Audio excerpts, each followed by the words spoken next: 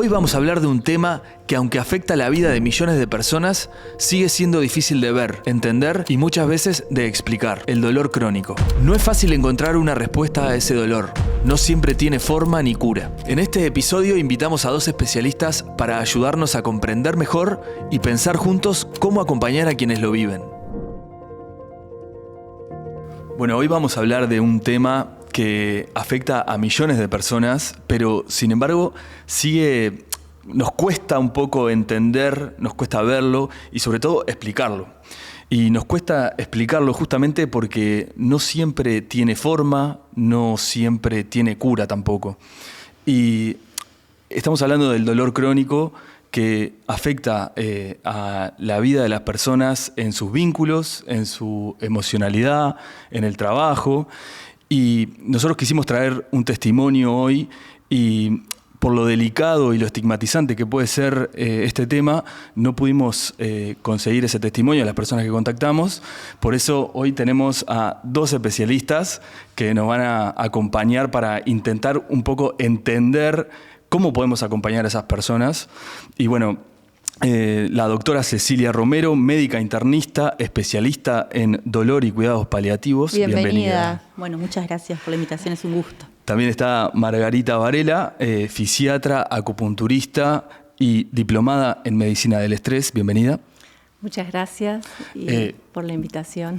Margarita, vamos sin vueltas. ¿Qué es el dolor crónico?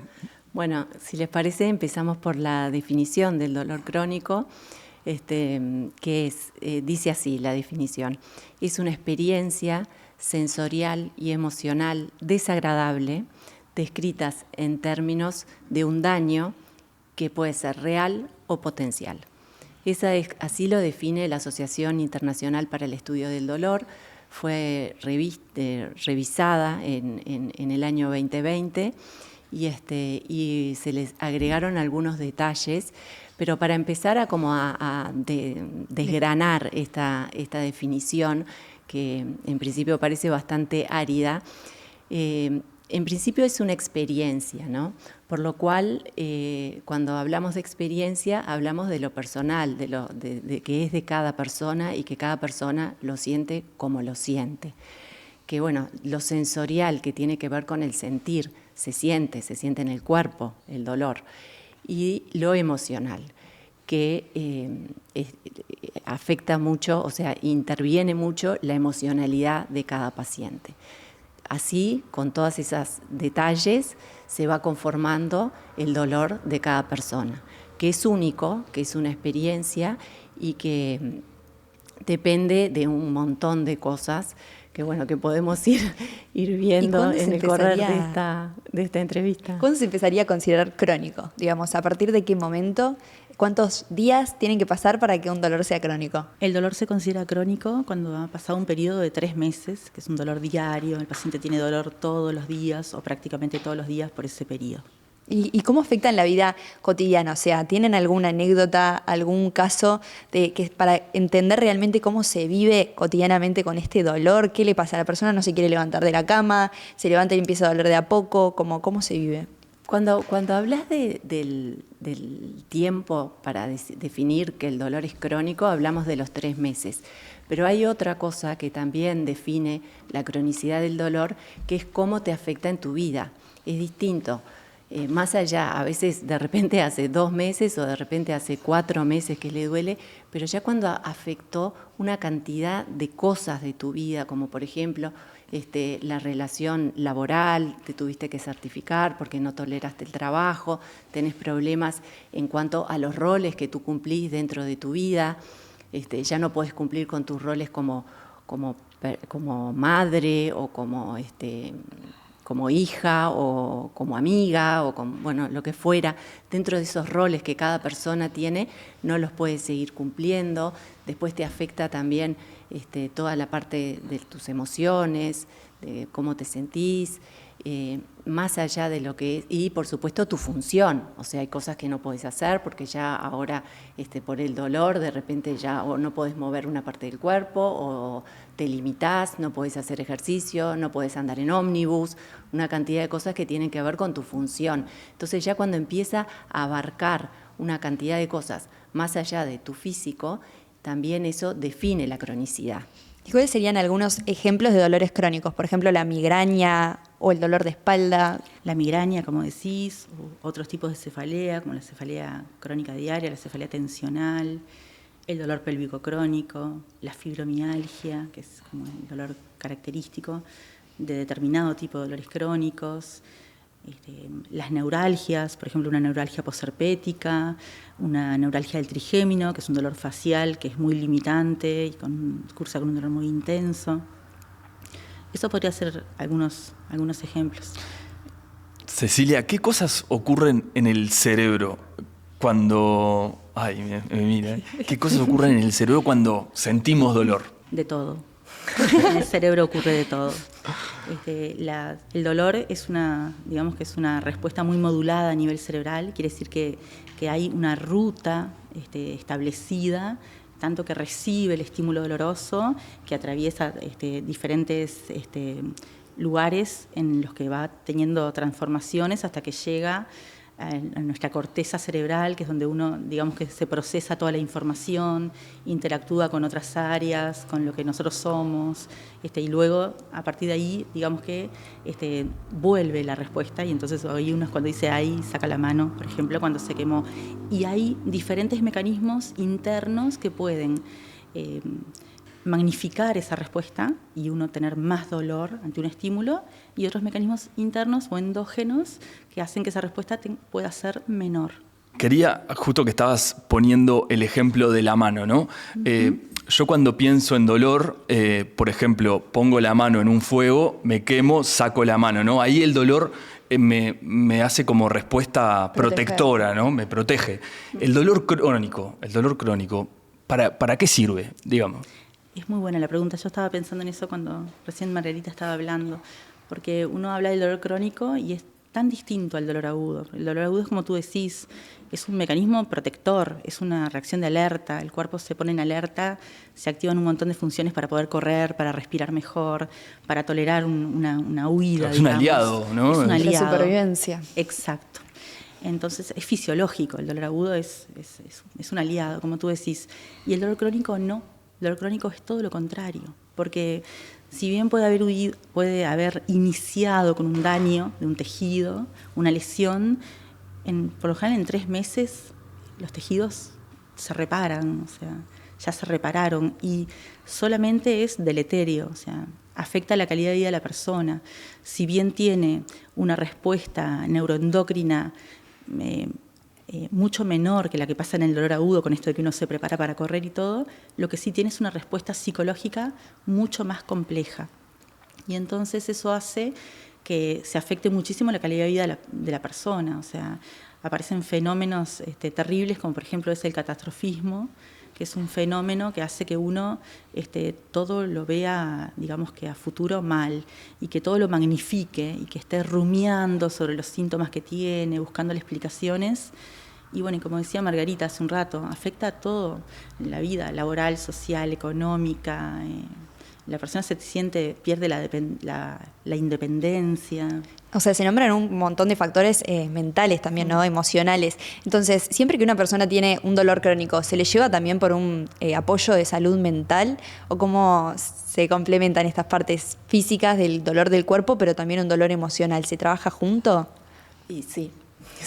En general, si nosotros entendemos a la persona como una unidad, o sea, eso de separar la mente y el cuerpo, o sea, para nosotros no existe.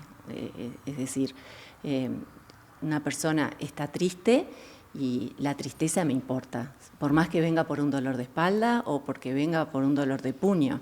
Esa persona está cursando algo de su ser que a mí me interesa. Por más que yo, en mi caso, yo soy fisiatra, que me ocupo al movimiento, me ocupo del ejercicio, me interesa su tristeza, me interesa su ansiedad, me interesa si no descansa en la noche, me interesa si tiene amigos, si tiene vida social, todo me interesa porque es una unidad. Y así es como tratamos de ver a los pacientes cuando vemos a nosotros un paciente de dolor crónico, y en general me parece que muchos médicos también nos interesa ver a los pacientes así. pero en el dolor específicamente todo nos importa y a veces la parte psicológica es como predomina en lo sintomatológico y otras veces no, está bastante equilibrada la persona más o menos y no requiere un abordaje tan directo. Y también te quería preguntar sobre el abordaje que tienen, vos decías que trabajaban en conjunto, o sea, equipos multidisciplinarios para abordar el dolor crónico, ¿no? O sea, puede ser desde la rehabilitación hasta una terapia más psicológica. ¿Cómo son los equipos? Quiero decir que el abordaje tiene que ser interdisciplinario. El dolor es multifactorial. Las reacciones, las respuestas que tenemos son también múltiples y involucran muchos aspectos de la persona. Por lo tanto, el abordaje tiene que ser interdisciplinario. Se precisa la evaluación psicológica, fisioterapéutica, un terapeuta ocupacional. Se precisa involucrar a la persona, empoderarla con su propio proceso de recuperación. Se precisa rehabilitarla en todo sentido, laboral, emocional. Se precisa que recupere funcionalidad. La espiritualidad juega un papel clave, ¿no? ¿Cómo habita en la espiritualidad de los diferentes pacientes? ¿Ustedes introducen este tema? ¿Los acompañan? ¿Les recomiendan que tengan una espiritualidad trabajada? Es que trabajamos con mucha creatividad, ¿no? Porque justamente por la gran cantidad de dimensiones que tiene esto, uno tiene que ser muy creativo. Y entonces quizás hay una persona que la espiritualidad cobra una importancia muy importante en su vida y entonces ahí sí, trabajamos con la espiritualidad y favorecemos que tenga ese espacio y que pueda crecer por ahí y que eso eventualmente lo pueda ayudar para el dolor. De repente vienen otras personas que la espiritualidad no la tienen como parte de su vida o no son espirituales o que no tienen eso, son gente más concreta, con otro perfil y tenemos que ir por otros lados. Entonces, la idea es poder encontrar en cada persona ese detalle, esa cosa que la hace especial y que lo puede ayudar para el dolor, ¿no? Lo mismo que, por ejemplo, que con el tema de ejercicios, capaz que me estoy yendo de tema, pero, por ejemplo, cuando te preguntan, ¿qué ejercicio puede hacer una persona? Ustedes van a un gimnasio y está lleno de clases, de todo tipo de cosas, incluso nombres de terapias fisioterapéuticas, son millones, ¿no? Pero depende de cada persona, ¿no? De repente a una persona yo le puedo indicar pilates y viene otra persona y me dice, no, a mí me encanta el funcional. Y bueno, y hay que ir adaptándose de acuerdo al dolor que tiene esa persona, indicarle las restricciones o las posibilidades que tiene para que pueda, de acuerdo a lo que le guste. Cecilia, ¿cuáles son los orígenes de las causas de dolores crónicos? Te hago todas las difíciles, ¿no? No hay problema. El dolor cuando uno habla del dolor crónico, tiene que pensar que aparte, bueno, de lo que ya se definió, de los plazos, hay también como distintos tipos de dolor según el mecanismo del dolor que esté en la base. Entonces hay un dolor, un tipo de dolor que se llama nociceptivo, digamos, que puede ser lo más, por ejemplo, es una lesión, una fractura mal consolidada, por ejemplo, una fractura de un hueso. Después está el dolor que es de tipo neuropático, para comprender un poco los mecanismos, que es aquel dolor que tiene una lesión de lo sensorial, de lo somatosensorial, por ejemplo, en un diabético, lo que sería una neuropatía, un dolor, quemazón en las manos, en los pies, o, por ejemplo, un paciente que tuvo un accidente cerebrovascular, que haya quedado con una secuela a nivel de una estructura cerebral que se llama tálamo, que también procesa el dolor y que haya quedado con un dolor, en vez de quedar con una secuela motora, con una hemiplegia, el paciente quedó con un dolor en ese hemicuerpo que es intolerante y es crónico. Y después está un dolor que en realidad, un tipo de dolor que tiene, como en los últimos años se habla más, que es el dolor que se dice nociplástico, que es aquel dolor que no es ni por una lesión de un tejido establecida, ni por una lesión neurológica, y es aquel dolor que uno no sabe por qué tiene el dolor el paciente. Es como que no tiene causa. O sea, a veces dolor no es sinónimo de daño. Exacto. A veces dolor no es sinónimo de daño. ¿Cuál es la diferencia? El daño es una lesión. Es una lesión siempre se define como tisular, se le dice, nosotros le decimos, es una lesión de un tejido, así se definen en las bibliografías. Y el dolor es una percepción. Una sensación, como calor, frío, una sensación. Exacto, que percibe una persona con toda su historia de vida detrás y toda su situación social, familiar, cultural. Entonces es con sus mecanismos de afrontamiento, con la forma que tiene de autogestionarse, digamos que una rehabilitación o una mejoría. Entonces es totalmente distinto. Margarita, ¿esto es preventivo? ¿Podemos hacer algo al respecto? Ya sea para las personas que ya lo tienen, que sea más suave, o nosotros para que no nos venga un dolor crónico. ¿Hay ciertas cosas que podemos hacer? Sí, yo pienso que sí. Yo que me dedico a esto. Yo creo que sí. En general, a veces cuando hablamos de dolor es como hablábamos hace un rato que bueno, parece medio como triste o como medio deprimente, porque el dolor crónico y la cronicidad del dolor. En general, a nosotros siempre que nos llega un paciente, pum para arriba. O sea, siempre pensamos que lo vamos a mejorar o tenemos la esperanza de que lo vamos a mejorar. Quizás no es en un 100%, pero que le vamos de alguna manera a cursar, a hacer algo positivo para que pueda funcionar mejor en su vida. Eso por un lado. Pero si tú no tenés dolor, o sea, como cualquier persona, lo más importante es el autocuidado. Eso es lo más importante, ¿no? De la manera que nos alimentamos, de la manera que nos movemos, de la manera que descansamos, nuestras creencias, todo eso conforma lo que es el autocuidado. ¿Por qué las creencias? Entonces, y bueno, porque si tenés creencias negativas, creencias de que tu salud no va a andar bien, de que tú no podés de que tu madre tenía algo y entonces tú lo vas a tener. Obviamente que hay factores genéticos, pero también está esas creencias que llevan a, de repente, cosas más negativas y una percepción más negativa de tu enfermedad que después retribuye en peor salud, de alguna manera, ¿no? Quiero decir que en realidad algo que no dijimos es que si bien, o sea, la cefalea, como nombramos, hay un porcentaje importante, es una de las principales causas de consulta neurológica, hay un porcentaje de la población que lo cursa, lo mismo la lumbalgia, que hasta el 80% de la población puede tener en algún momento de su vida un episodio de lumbalgia. No todo el mundo va a tener un dolor crónico, o sea, que existen lo que se llama los factores de riesgo para que un dolor se cronifique, y que eso iba un poco de la mano de lo que Margarita estaba hablando, del autocuidado, después de la historia de vida también, porque no es lo mismo si uno tuvo una historia de vida un poco más dura, si uno tuvo, está bien relacionado con la historia de abuso, por ejemplo, de violencia, de abandono, que esas cosas hacen que la persona tenga más riesgo de que un dolor se cronifique, como que ya como hay vías neurológicas, digamos, ya preformadas para que eso se quede con nosotros. Entonces, en el contexto del autocuidado también va uno también trabajar cosas previas, o sea, aparte de cuidarse de la dieta, de la alimentación, del descanso, también trabajar situaciones previas que pueden haber generado un conflicto que en el momento de la vida puede favorecer un dolor crónico. Eso igual, lo que mencionabas, es más a nivel neurológico, ¿no? Más que físico. Exacto. O sea, ir a terapia, por ejemplo, es una forma de prevenir también causas físicas. Sí. O sea, porque que a veces dicen, yo no voy a terapia porque no lo necesito, yo no medito porque no lo necesito.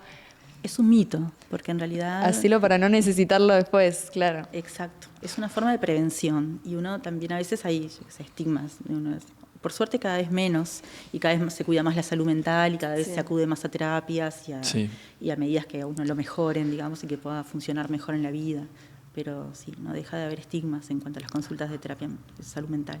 Uno de los casos que más me llama la atención del dolor crónico es cuando a nivel físico, por ejemplo, se hacen evaluaciones y está, por ejemplo, no sé, de una lesión en la pierna, te hacen la evaluación y está perfecta físicamente y sin embargo al paciente le sigue doliendo.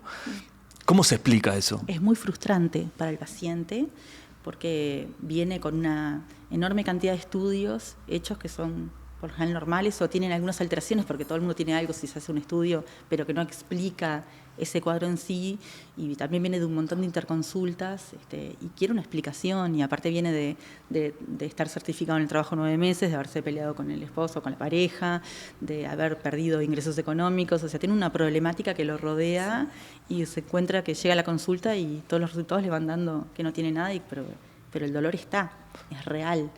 El paciente en ese caso tendría un dolor nociplástico, o sea, es una alteración de la percepción dolorosa, una sensibilización central y periférica, o sea... Como si el cerebro aprendiera del dolor y lo repitiera. El cerebro aprende el dolor y lo repite, es así. Cuando, por ejemplo, puede aparecer alodinia, que se llama, que es de repente algo que van a escuchar por ahí, van a leer porque está bastante en el día a día, en las charlas, que es que un estímulo que no genera dolor, al paciente le genera dolor. Entonces hay una sensibilización. El paciente tiene como la percepción magnificada, o sea, le molesta la luz, le molestan los ruidos, aunque no sean tan fuertes, aunque la luz no sea tan fuerte, todo le duele más. Y esto obviamente a nivel social le genera un problema, ¿no?, a la persona. ¿Cómo se puede educar al entorno como para tener un poco más de paciencia, un poco más...? Y bueno, muchas veces las consultas tienen que ser con los familiares o con las personas que están rodeando a esa persona para que puedan entender lo que pueden hacer y lo que no pueden hacer. Porque muchas veces en el contexto del dolor, la persona tiende como a retraerse, a hacer cada vez menos, a funcionar cada vez menos, y no está bueno tampoco eso. Y la persona que está al lado, que lo acompaña, como que protege, ¿no? Entonces protege, entonces más vale no te levantes, yo te alcanzo, yo te llevo, y bueno, y eso en definitiva a veces es deleterio. Entonces a veces hay que como que hacer como un poco de terapia familiar, sería Cecilia, ¿no? Sí. A veces invitamos a los hijos, a las parejas, a padres, lo que fuera, para explicar un poco cómo tiene que funcionar, y que si la persona, bueno, tiene un dolor, pero se puede levantar a abrir la puerta o a servirse un vaso de agua, que no va a pasar nada de acuerdo a lo que tenga, ¿no? Pero sí, muchas veces hay que explicar, porque a veces el entorno suma y a veces el entorno no suma. A veces con buena voluntad no hacemos lo mejor para... Claro, le cortas las alas a la persona, Claro, y termina sí, sentada en una cama. ¿A ustedes les llegan pacientes con este problema del estigma? Por ejemplo, no quieren decir, por ejemplo, en su trabajo que tienen dolores crónicos por miedo a que... A que no los contraten o a que revisen Exacto. nuevamente los Sí, términos y condiciones. y es una cosa realmente terrible. Una cosa que siempre le decimos a los pacientes es que es todo un tema, porque el dolor no se ve. O sea, uno tiene una herida, la herida sangra, tiene una fractura, entonces está con el yeso y esos todos lo ven. Y a nadie le parece mal que un paciente esté certificado, una persona esté certificada o que esté limitada o disminuida en su capacidad porque tiene una lesión evidente, pero el dolor no se ve. Entonces cada uno vive con su dolor. Nosotros, como dice Margarita, favorecemos mucho el recuperar la funcionalidad. Entonces todo lo que sea movimiento lo favorecemos mucho, porque el dolor crónico tiene una repercusión global, se acompaña también de una fatiga crónica, entonces el paciente no duerme bien, hay una alteración en lo cognitivo, entonces de repente no rinde tan bien en el trabajo, o sea, realmente le pasan cosas que son reales. Y en cuanto al estigma, es todo un tema, porque en realidad cuando uno dice, bueno, todo esto que pasa no se sabe por qué pasa, ¿no? Hay una sensibilización central, periférica, no sabemos por qué pasa, pero quizá ahora no sabemos por qué pasa, y en unos años sí, porque esto puede ser una enfermedad neurológica, porque siempre se tiende a pensar que es una enfermedad psiquiátrica, y en realidad eso genera mucho estigma en los pacientes, realmente hace perder trabajo, familias. Sí. ¿Y hay grupos de apoyo donde el paciente pueda ir a hablar de cómo se siente de estar acompañado? Y poco. Ahora en alguna institución está apareciendo como un espacio como de conversación o como de compartir, pero propiamente dicha para el dolor crónico, no, como que los pacientes, en otros países sí, justo estábamos revisando todo en España, que tienen una sociedad de dolor bastante fuerte, tiene en sí una parte para pacientes. La Sociedad de Dolor tiene una parte para pacientes en donde favorecen el autocuidado, favorecen reuniones, se ayudan entre ellos los propios pacientes, porque obviamente que la experiencia de saber cómo tú padeciste tu dolor de espalda, qué hiciste, qué no hiciste, a dónde fuiste, cuál se colabora y se colaboran unos entre otros y sí, funcionan, ¿verdad? Sí, ese es el programa que se llama Tu Dolor Importa, de la Sociedad Española de Dolor, que en realidad le da voz a los pacientes y genera actividades, no sé, que están... O sea, entienden incluso que es una... los propios pacientes después dan charlas a los pacientes explicando su camino, cómo transitaron, su dolor. Están buenas, ¿verdad? O sea, es algo en lo que habría que incursionar más. Hace falta, digamos. Hace falta. Genera como esto de la resiliencia, o sea, ahora que vos me decís que las personas aprenden de su dolor y luego dan las charlas, ¿qué se genera? ¿Y la persona aprende a vivir con su dolor? ¿Lo ve desde una forma, desde otra perspectiva más resiliente? ¿O qué dicen esas personas? La cosa es que, por ejemplo, en el dolor crónico, por ejemplo, nosotros empezamos los tratamientos, empezamos la evaluación, vemos lo que tiene y la persona mejora. A veces no mejora un 100%, pero mejora, se hace funcional, puede trabajar, puede disfrutar también, que es una cosa importante y fundamental, ¿no? Pero... y tiene su dolor de repente en un nivel bajo y funciona.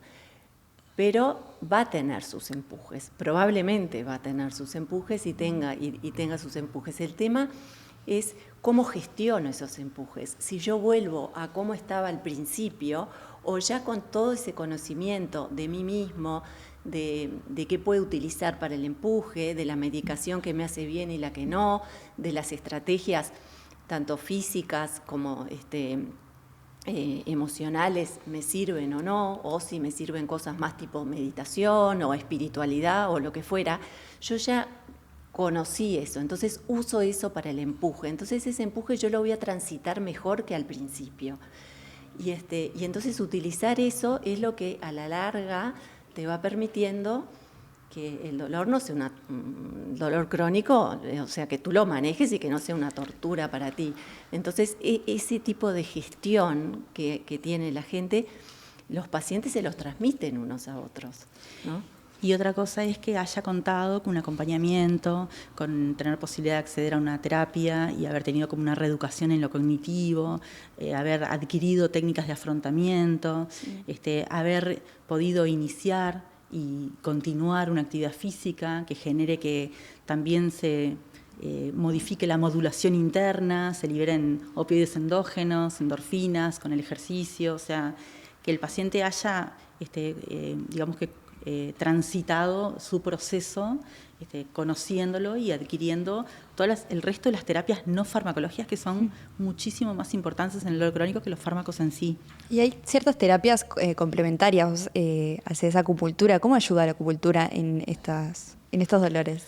Y bueno, a mí me encanta decir, capaz que no es muy científico, pero para mí la acupuntura es mágica. ¿Qué querés que te diga? Perfecto. Si lo ves todos los días. Sí, la verdad que es una terapia que es milenaria, tiene que ver con la punción de diferentes puntos a nivel de la piel y ir equilibrando diferentes energías, ¿no? Energías en más y energías en menos, el yin y el yang.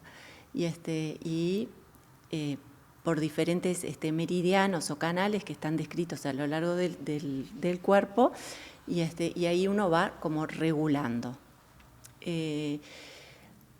Además se suma lo que sabemos desde nuestra medicina sobre la acupuntura, que hay puntos que estimulan más la inmunidad y también utilizamos, por ejemplo, la punción de los propios músculos que al puncionarlos se relajan. Entonces también en la acupuntura integramos y mezclamos un poco otras cosas que no son solo la medicina tradicional china. Pero funciona, no es farmacológica, prácticamente que no tiene contraindicaciones. Lo peor que puede pasar es que, bueno, no resulte, pero generalmente resulta. Y está avalada. Y está avalada también, es Quiere verdad. decir que se probó que tiene realmente beneficios sobre el dolor Sí. crónico. Sí. Así como para hacer como un listadito, ¿no? Veníamos hablando de algunas de las cosas que podían ayudar al dolor crónico. Hablamos de, bueno, acupuntura. Decíamos que lo farmacológico también es necesario. Ejercicio en determinado punto. Meditación. ¿Qué otras nos están quedando ahí medio en el tintero que estaría bueno recordarlas? Hay algo que hay que tratar y que es las comorbilidades que pueden existir. ¿Cómo? Las enfermedades asociadas, perdón, que nosotros le decimos comorbilidades a nivel médico, que pueden existir. Por ejemplo, es sabido que la depresión se asocia, así como la ansiedad, hasta en un 50% de los pacientes. La mitad de los pacientes con dolor crónico pueden tener depresión o ansiedad o ambas. Y eso hay que tratarlo. Claro. ¿Ah? Se trata. Y de hecho se puede tratar ya utilizando medicamentos que también tengan un efecto beneficioso para el dolor. Por ejemplo, utilizando un antidepresivo dual, que tenga un efecto analgésico y antidepresivo. El tratamiento de las enfermedades asociadas, eso hay que hacerlo, aparte de las terapias. Y después, capaz que algunos también ya las fuimos mencionando a lo largo de la entrevista, pero ¿qué mitos habría que desterrar del dolor crónico? Tal vez no quedarse, es tan interesante eso de no quedarse sin hacer nada, o sea, no quedarse pausado totalmente. Bueno, ¿no? sí, el reposo. Recuperar. A mí me hablan del reposo y se te pone el pelo de punta. Ay, se me altera la cabeza. Sí. Prohibido barrer, Margarita, por el resto de su vida. Claro, no, las mujeres vienen y dicen, no quiero barrer, ¿no?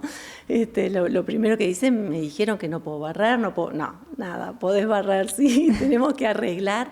A mí siempre me gusta decir, tenemos que solucionar el problema, o modificar la forma de hacer el movimiento. Porque acá, generalmente, en el dolor crónico tenemos un problema de movimiento, el movimiento está en menos por diferentes razones, por el propio dolor, pero también porque el camino que fue transitando esta persona lo llevó por diferentes cosas a no moverse. Como decía Cecilia, una de las cosas es el aprendizaje que tuvo de su vida, pero también por lo que le dijeron otros colegas, quizás, por lo que fuera, viene en menos. Entonces, ese movimiento en menos nosotros lo vamos a resolver con más movimiento. A veces no puede ser directamente el movimiento donde tiene el propio dolor, pero sí, como estamos todos conectados y todo tiene que ver con todo, y nosotros en realidad no tenemos una articulación, un músculo, sino que estamos más conformados desde el punto de vista de cadenas musculares y cadenas cinéticas o cadenas de movimiento. Siempre es posible el movimiento. ¿Te duele, no sé, la mano? Moveremos el hombro, moveremos la cabeza, moveremos lo que fuera, pero siempre vamos a ir integrando el dolor del movimiento desde diferentes lugares. O sea, hacer reposo puede ser negativo para una persona. Absolutamente negativo. ¿Y cómo cambia? Porque el paciente tiene el dolor igual, pero ahora puede valerse, puede hacer cosas que no Seguir hacía. con su vida. Y eso también ayuda a que se empodere y que intente autogestionarse, participar activamente en la rehabilitación. O sea, tiene que Y para el formar ánimo parte del también. paciente de su rehabilitación. Ahí, por ejemplo, hay un caso que es re frecuente que nos pase, ¿no? Llega un paciente que se certificó por el dolor, ¿verdad? Estaba dolorido, entonces no podía trabajar, no podía cumplir con sus tareas laborales y, bueno, queda certificado.